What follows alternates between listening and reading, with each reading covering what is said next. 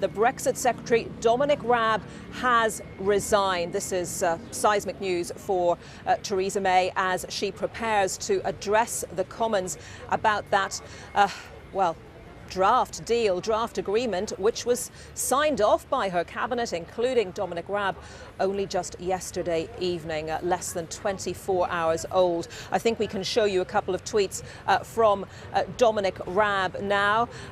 He has been saying he can't support an indefinite backstop arrangement. There you see on your screens, today I have resigned as Brexit Secretary. I cannot in good conscience support the terms proposed for our deal with the EU. Here is my letter to the PM explaining my reasons and my enduring respect for her. We can talk now to our political editor, Laura Kuenssberg, who joins me on the phone. Laura, this is seismic news for Theresa May, isn't it? It is, absolutely. And in the last 24 hours, there's been a huge amount of chatter about who might go, if anybody. And I have to say, from late last night, there was complete silence from Dominic Raab's team about the deal and about how the cabinet meeting went. I was told he was considering going at 10 p.m. and then this morning it seemed that was moving towards 9 a.m. But so in private, there's been huge expectation around this. The reason this matters so much is not just because he is one member of the cabinet who's unhappy with the deal, but because he has been the man trying to make this work. Dominic Raab has been the person who, for the last few months, has been day in, day out, trying to understand the details of this hugely complicated set of decisions. And you have to ask now, how can other Brexiteers, Estimate Bay, Penny Mordaunt, those who we know were unhappy about the deal yesterday, how can they stay on if the man who is in charge of the policy has decided he cannot in all conscience support the policy? This really changes things. But the Brexit Secretary has now resigned because he didn't like the outcome of his own negotiations, effectively, Laura. Do you think this is going to embolden the Brexiteers, or is it going to make other MPs rally round the Prime Minister? I suspect that it will probably do both. So for people on the Remain side of the argument, they will think that actually this is a moment to double down and to try to protect the Prime Minister from what some people say is the behaviour of Brexiteers. One former minister said to me, the thing about the Brexiteers is they're like moths in a flame. They say all sorts of things, but when they get too close, they might get burnt and then they fly away.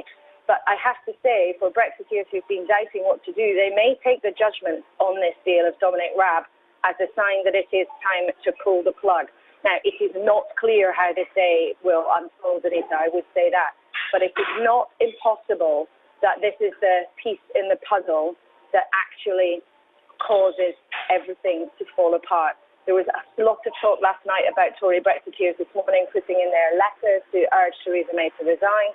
We do not know how much of that is actually going to go on, but for Dominic Raab to go rather than one of the lesser-known ministers is a very, very serious change in what has been already very difficult dynamics for Theresa May. She'll be on her feet in the House of Commons. We expect her to be addressing MPs at around 10:30.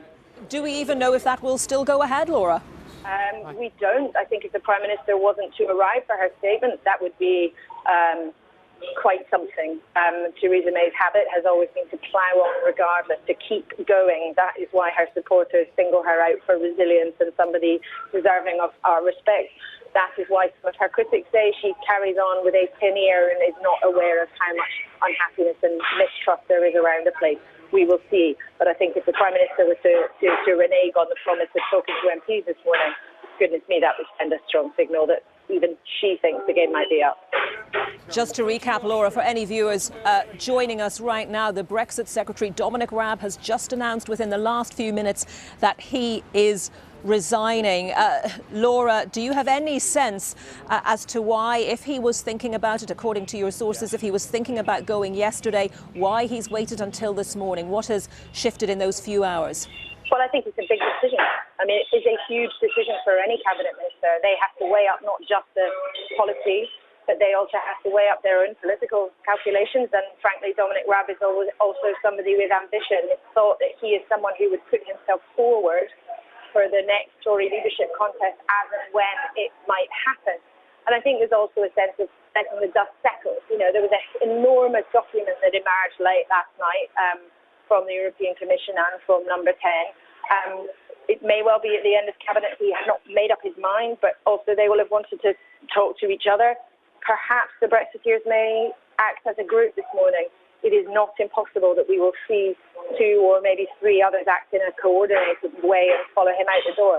I do not have any confirmation that that will happen, but it is not impossible, and it would not surprise me, particularly Esther McVey, the Work and Pensions Secretary, and Penny Moore, the International Development Secretary. We know that they have been deeply unhappy with the proposal. We know that both of them made that plain in Cabinet yesterday. How can they stay on and defend and then argue in public for this deal now that Dominic Raab has, if you like, ripped the plaster off? OK, Laura, thank you very much for that. Laura Kuenssberg, our political editor.